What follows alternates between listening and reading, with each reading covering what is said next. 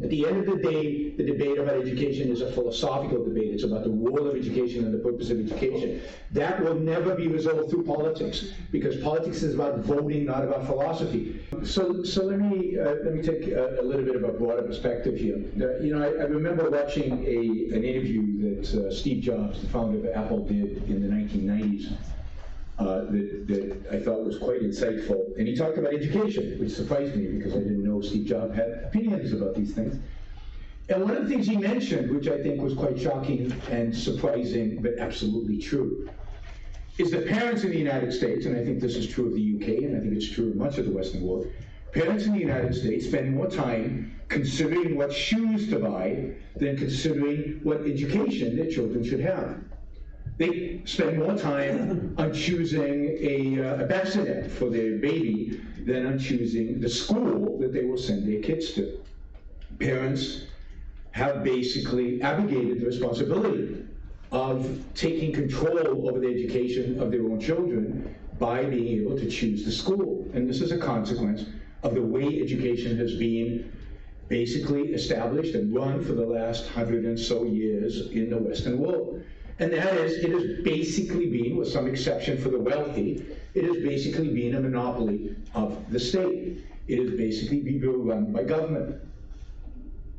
So during COVID, when parents suddenly discovered that the education their children was getting was politicized, where have you been? Of course the education your child is receiving is politicized. It's being politicized from day one. Maybe the politics of the moment, the politics you don't like, so you get offended, but it's always been politicized. It has to be politicized. You cannot have the political establishment running anything without that thing, in this case education, being politicized, having a particular political agenda, driving a particular political point. So, it should be no surprise to anybody what happened in COVID. But it is, of course, and that is because parents have basically, forever, not involved themselves in the education of their children. Look, as long as things are left to school boards, which then become a political entity, and people yell at one another and argue with one another and vote to decide what should be in the curriculum, or as long as education is completely left to teachers, who are mostly trained in teacher colleges that mostly have, unfortunately, a specific political agenda that might not be consistent with that of the parents. And I admire Toby's perspective of trying to be a teacher that reflects all perspectives and being objective about this, and that would be wonderful if teachers were like that. But that's the minority. Let's be honest about this. This is a minority of teachers. And even if you are that, I was just at an independent school here in London on Friday, giving a talk to the politics class, the A1, I think, politics. And the curriculum of that class is set not by the teacher, not by the school, not by a school board, but by somebody here, in Westminster somewhere, by some government official. And it's rigorous. These are the thinkers you have, or conservative thinkers. It's kind of funny they put Ayn Rand as a conservative thinker. Here are the liberals, and they put people, here are the feminists, and they put people who are clearly feminist in the liberal category, and people who are liberal in the feminist category, and the bureaucrats here got it all messed up, and the teachers have no real say in it, and the parents have zero say in it, but that's the curriculum, and it's politicized. Of course it's politicized. Do you think the curriculum will be exactly the same if a conservative government is in power, or if a liberal government a Labour government is in power? Of course not. So the only solution for this is a solution nobody wants to hear, and that is the complete separation of government from education, the complete separation of politics from education. Politics should not be involved in education. Education is a profession. It should be left to teachers, and they should market themselves as good at it. Schools, and this is a point Steve Jobs made, why aren't there billboards advertising schools? Why aren't schools trying to sell to parents, and parents choosing which schools to send their kids to, schools that might be consistent with their values, or schools that are opposite, or schools that try to be objective? Let's put it out in a competitive realm of ideas. Let's see what wins out and what doesn't.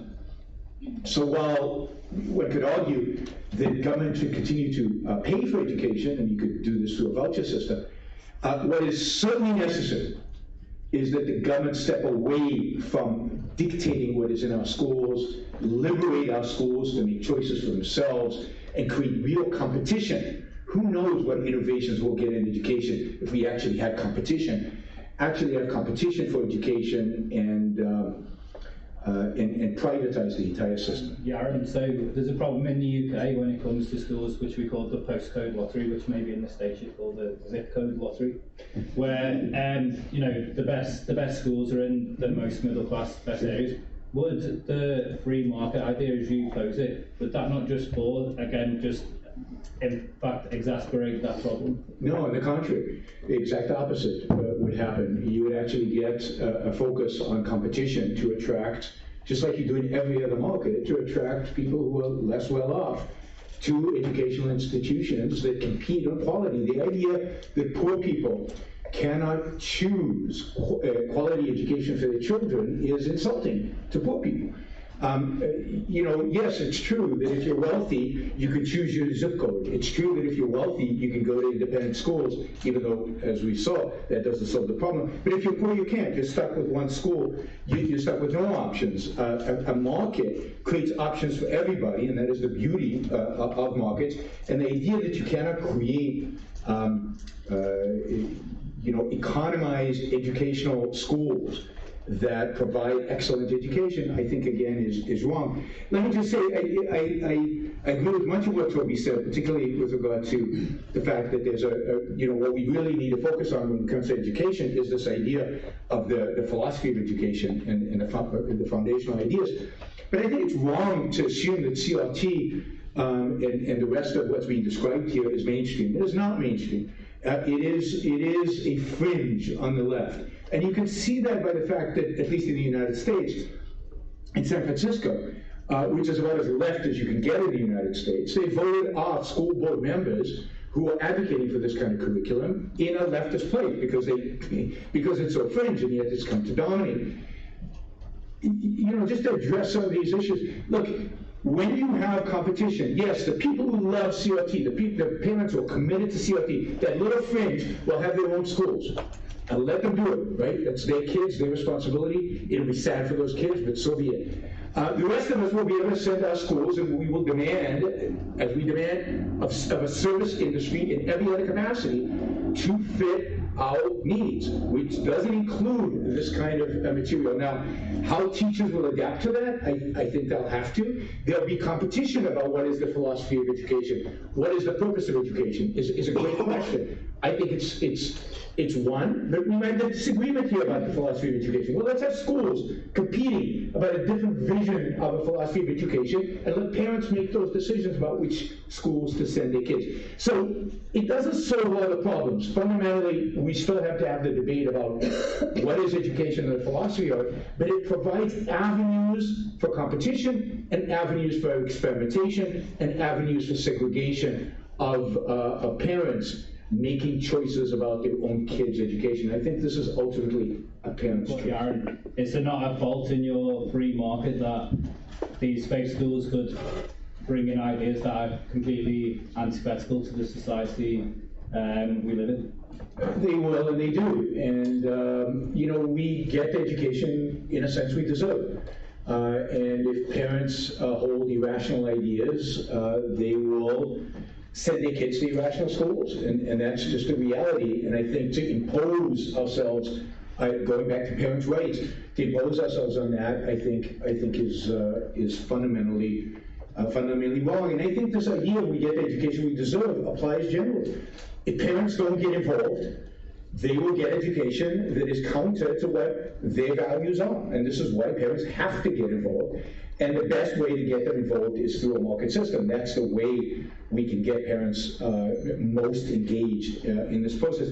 I want to say something about the fact that what we're seeing today is not new. That is, yes, it's radical, it's crazy, it's insane, it's way out there. But these debates have been going on for a very long time, certainly in the United States. Should we teach evolution or creationism in schools? Now, I know in Britain you would never have that debate, but in the United States this was a big debate, and it's still a big debate. There are still school districts in the United States that teach creationism and not evolution. That is a kind of debate we've had. There are many other debates where politics has entered, where a majority gets to decide what's taught in the school, and a minority has no choice about exposing their kids to something they don't believe in. So there you get your faith-based education snuck into the public schools in America, where if you're not faith-based, you have to sit through this in spite of that. So, and let me just say, you can survive a faith-based education. I spent two plus years in very low grades. The first 2 grades in school here in London on the east side in Hackney, when Hackney was Hackney, in a very, very, very Jewish school. We wore yarmulke every day and everything. And it's actually when I became an atheist. So the political process is a process by which the majority determines for the minority what is good for them. The beauty of the marketplace is that people can choose for themselves. People can choose what the kind of education they want their kids to receive, and the majority doesn't have the opportunity to impose their will on them. And indeed, in terms of citizenship, that is the best kind of citizen we want. We want citizens who think for themselves. We want citizens involved in the process. We want citizens that care about the education their children get and are willing to put in the work and the effort to kind of pick and choose between alternatives. And yes, at the end of the day, the debate about education is a philosophical debate. It's about the role of education and the purpose of education. That will never be resolved through politics, because politics is about voting, not about philosophy. If you want to resolve that philosophical debate about the purpose of education, free up the space and let competing philosophies compete with one another, and let's see who wins. I think it's a disgrace that the World Cup is being held in Qatar, and it was a disgrace that it was held in Russia.